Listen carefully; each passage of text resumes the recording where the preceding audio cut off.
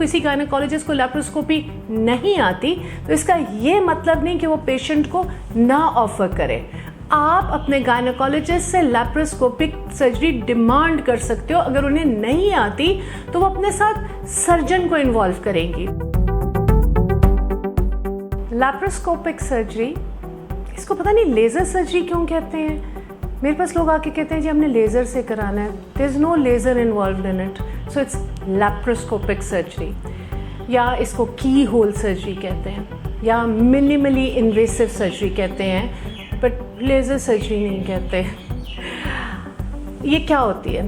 एक तो ये कि अंडर जनरल एनेस्थीसिया होती है, ये स्पाइनल में नहीं हो सकती, मुकम्मल बेहोश करना पड़ता है।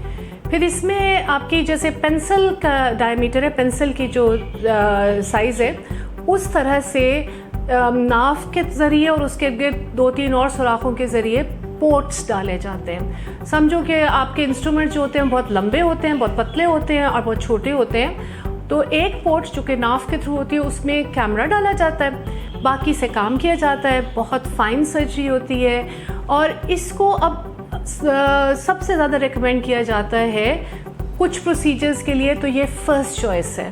इनफैक्ट जो प्रोसीजर भी इसके ज़रिए हो सकता है उसमें ये प्रिफर्ड होती है कि इससे किया जाए। क्यों? एक ये कि क्योंकि मिनिमली इन्वेसिव है, मतलब ये इसमें कम से कम टिश्यूज़ की हैंडलिंग होती है, कम से कम ट्रॉमा होता है, तो इससे रिकवरी बहुत अच्छी होती है। पेशेंट को बाद में दर्द कम होती है। पेशेंट जब जल्दी चलना फिरना शुरू हो जाता है, उसको एक बड़े कट के साथ जो इंसान देर तक दर्द के साथ पकड़ के बैठे रहते वो नहीं होता। ये एक इम्पॉर्टेंट बात ये है कि जो पहला लैप्रोस्कोप था वो गायनेकोलॉजिस्ट ने बनाया था। जो पहली लैप्रोस्कोपीज थी वो गायनेकोलॉजिस्ट ने की थी। अब सर्जन्स बहुत कर रहे हैं और लेकिन हमारे लिए इंटरनेशनली ये रिकमेंडेशन है कि अगर फ़र्ज़ करो किसी गायनेकोलॉजिस्ट को लैप्रोस्कोपी नहीं आती तो इसका ये मतलब नहीं कि वो पेशेंट को ना ऑफर करे। आप अपने गायनेकोलॉजिस्ट से लैप्रोस्कोपिक सर्जरी डिमांड कर सकते हो। अगर उन्हें नहीं आती तो वो अपने साथ सर्जन को इन्वॉल्व करेंगी। इम्पॉर्टेंट चीज़ ये है डायग्नोसिस कि ये सर्जरी की ज़रूरत भी है कि नहीं, वो हमेशा गायनेकोलॉजिस्ट से कराएं, क्योंकि वो आपको as a gynaecologist as a patient assess करेंगे। सर्जन तो फ़ौरन सर्जरी का कह देंगे।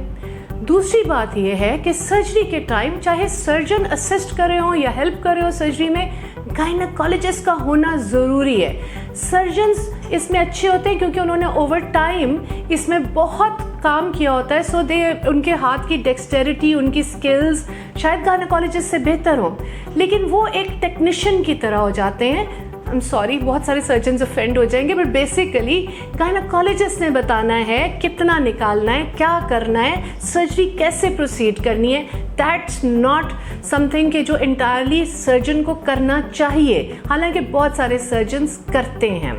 ठीक है, so whenever you need surgery तो laparoscopy should be offered to you. But किन केसेस में लैप्रोस्कोपी हम ज़्यादा से ज़्यादा ऑफर करते हैं और हमें करनी चाहिए?